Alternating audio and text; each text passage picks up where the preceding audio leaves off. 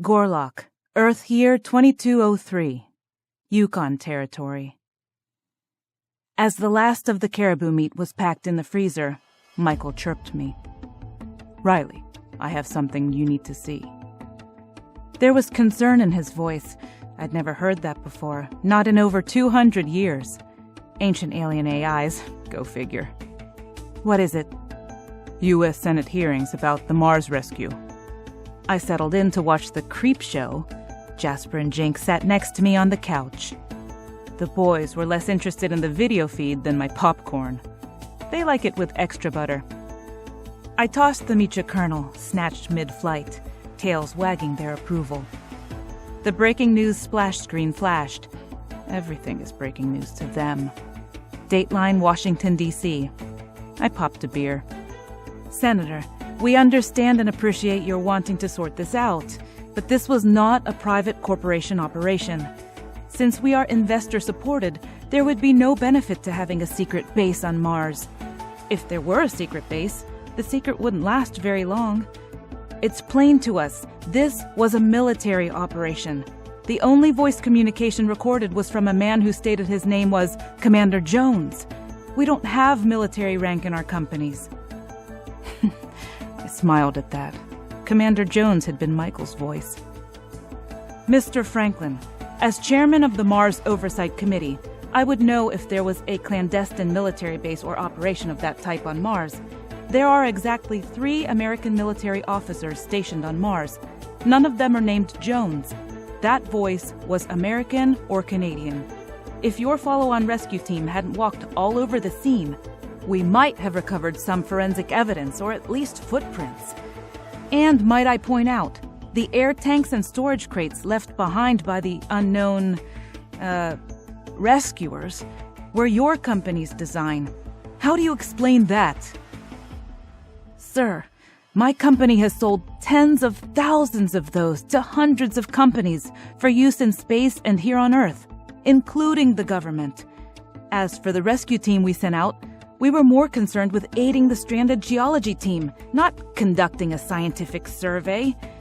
I'm sure you remember that 3 people had already lost their lives in that accident." The chair recognizes the senator from Iowa. Senator Daniels, you have 10 minutes.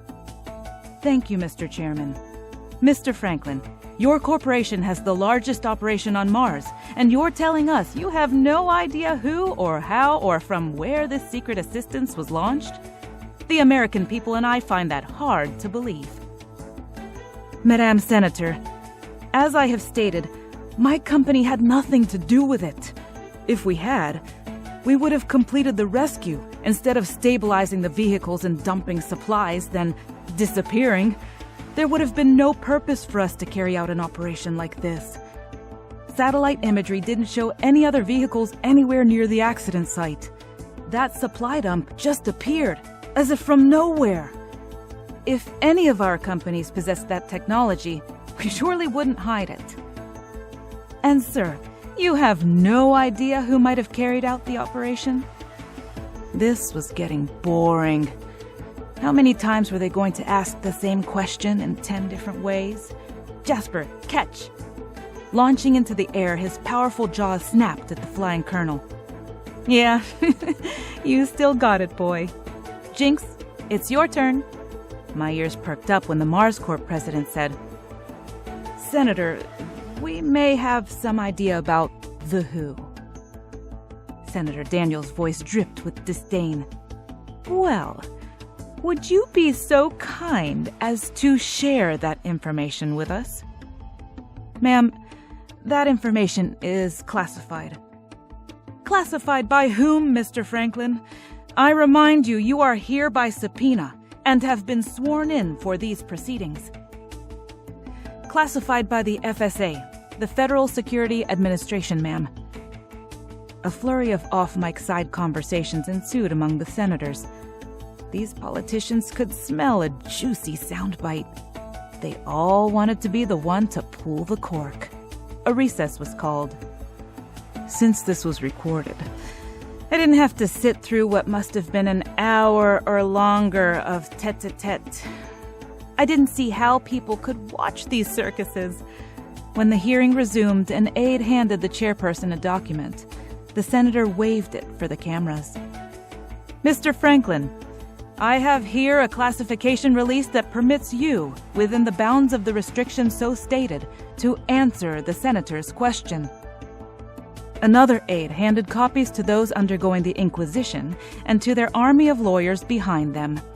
After looking over the document, Mr. Franklin's lead attorney covered the microphone with one hand and used the other one to mask his whispered advice to his client for a good 30 seconds. As the lawyer sat back, Mr. Franklin released his bomb. Senator, we believe the operation was carried out by the same organization as the one that was seen on Mars in 2028. The suit, worn by the only person seen at the rescue, matched those worn by those who have been called the Mars Collectors. Ah, crap. Why can't people do what they're told? Those stranded geologists were supposed to have turned off their cameras. That had been the deal. Mr. Franklin, we have seen that video. It was almost pitch black. You can hardly see anything in those shots. Senator, my company processed the raw footage you saw. Starlight and the slight sunlight reflected from Mars' moon Phobos were enough to bring out more detail. After processing the video, we turned it over to the FSA. It was immediately classified as top secret. The person in the footage is definitely a human. A female human. Body kinetic analysis in the video verified that. And you couldn't tell who it was? Didn't see a face? The corporation lawyer leaned in for another whispered conference before Mr. Franklin answered. Ma'am, by the terms of this disclosure agreement, I can't answer any more questions beyond what I have already shared. I turned off the monkey show. Sometimes I wondered how human I really was. Riley, if they pursue this, there are sufficient public surveillance videos for a high probability match leading to you. I can try to dig into those primitive AIs, but the US government has quite a few offline quantum computers. I can't be sure to get to them all. Well, at least they didn't get a video of my ship. That would have scared the holy crap out of them. I think we need to implement Operation Clean House immediately. That will be your decision. You have options available. Sure, all good with him. I was in the hot seat while he was 4 trillion miles away in the Oort cloud, tucked in aboard our station. Riley, we have visitors.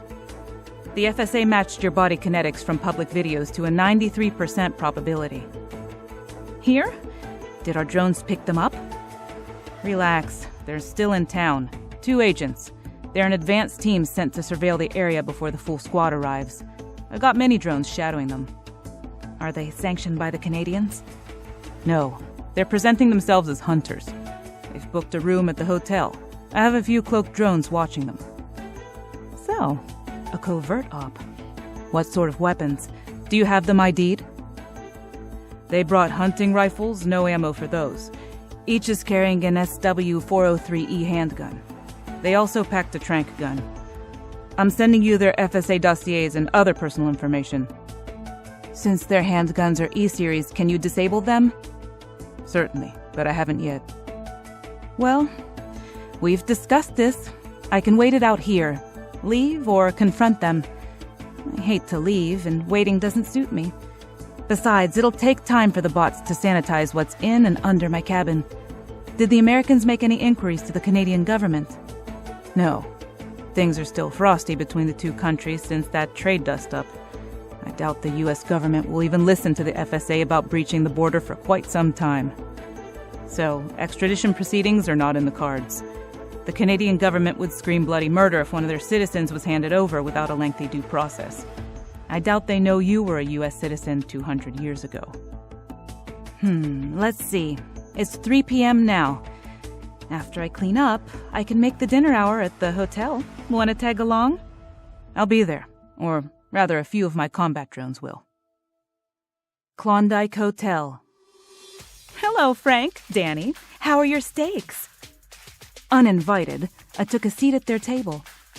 I heard you were looking for me. Riley Wilson. I stuck out my hand to shake whatever they might offer. Nothing was forthcoming. on, fellas.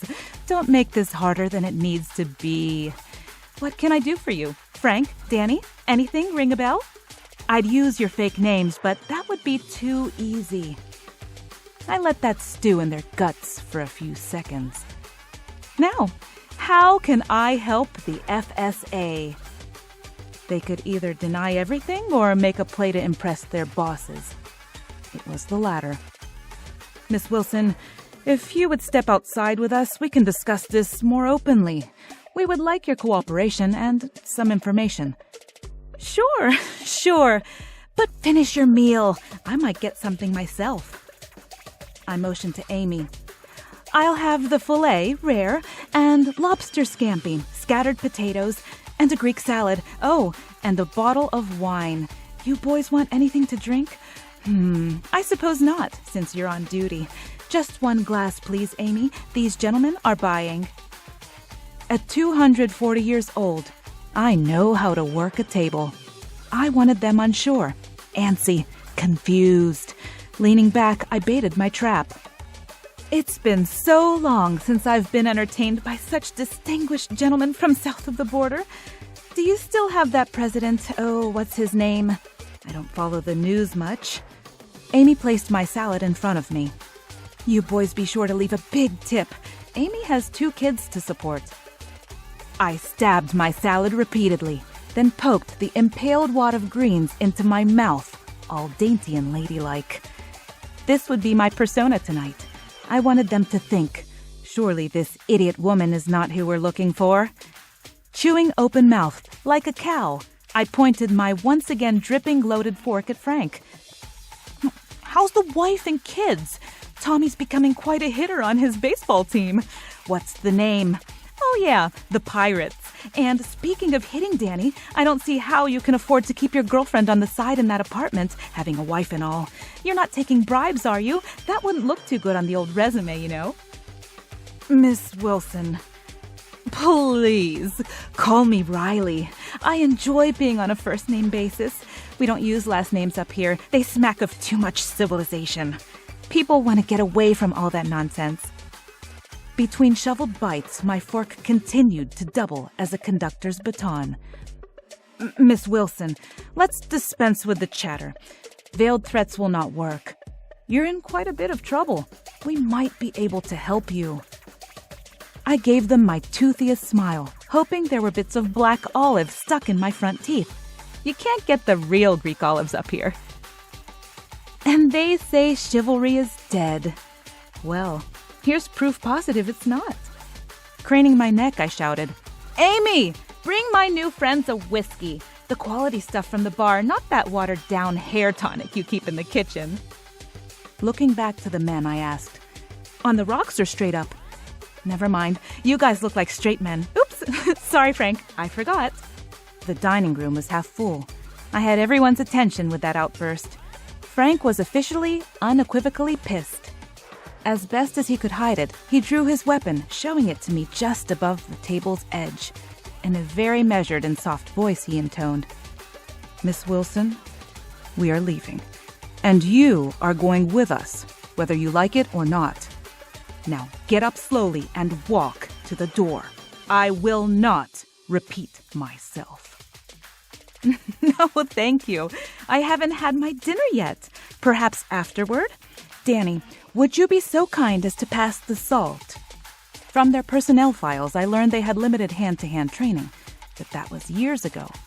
With my feet hooked around a leg of each of their chairs, I could whip their asses before they hit the floor. 200 years gives you a long time to learn martial arts. It's great for exercise and mental discipline. Ms. Wilson. What? You gonna shoot everybody in here? I don't think so. Nice gun, but mine's bigger. With that, I drew out my skinning knife from the thigh sheath. Danny jerked back. Relax, boys. It's just a steak knife. Oh, and here it comes. Smells delicious. Thanks, Amy. My friends here have guns under the table. From 5 feet away, Amy tossed back over her shoulder.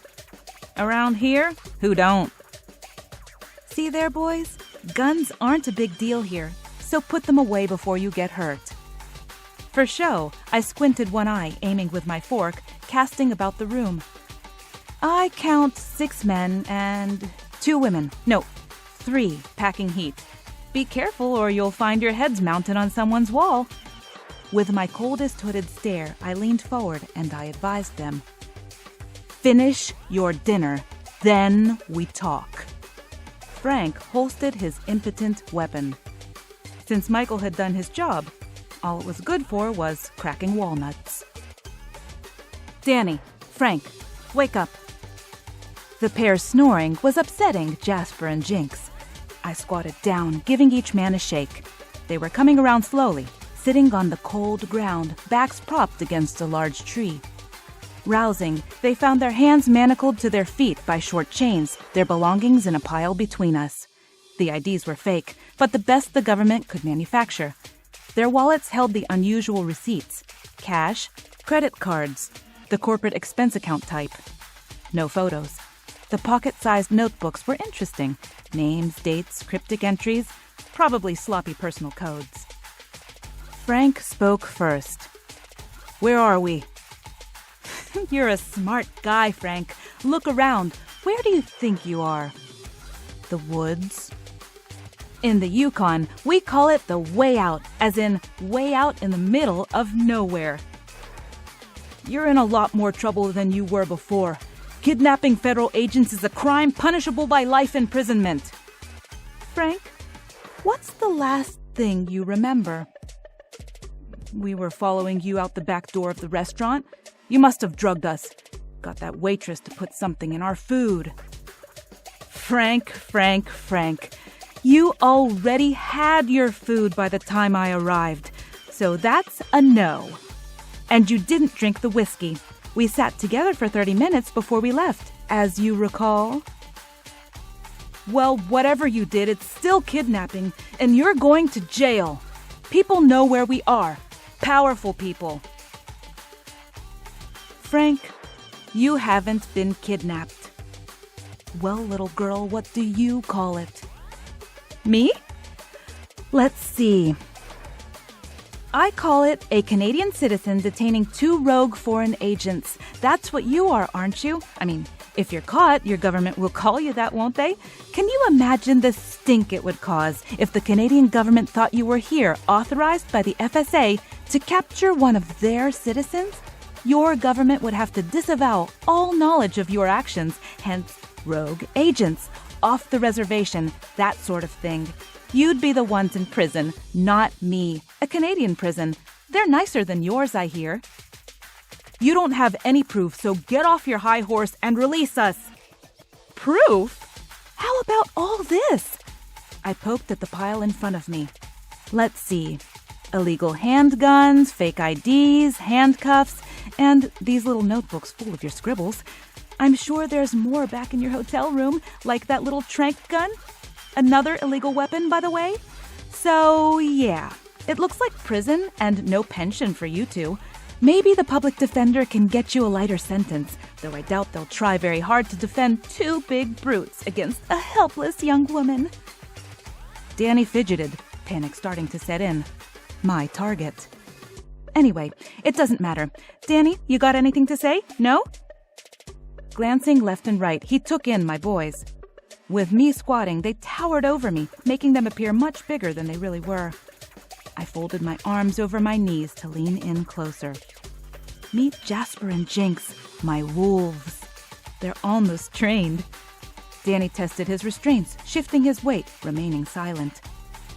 Okay, fellas. I want some information. Make it easy on yourselves.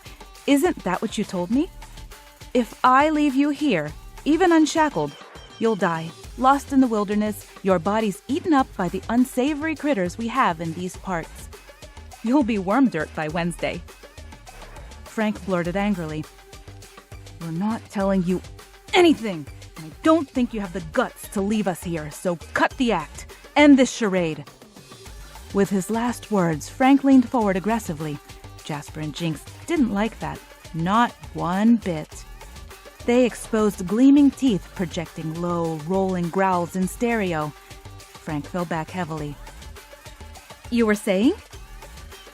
Frank was the leader here. Danny was scared spitless. I sat quietly, continuing to stir the pile of their personal things, not making eye contact. For some people, silence has its own terror. I was betting Danny was that sort. I waited as he percolated in the chill air, forehead sweating, moisture trickling down his face. Danny's timer went off. Jasper, Jinx, home! They turned in unison, trotting off. So, we're close to your cabin. Thanks for that information. Frank was feeling smug. You don't know much about wolves, do you, Frank? But if that's what you want to believe, go ahead. They had no idea how far away my cabin was. I'd like to introduce you to another friend of mine. I sent the boys away because they don't enjoy being around him. Gives them the frights. I let them absorb that for a minute.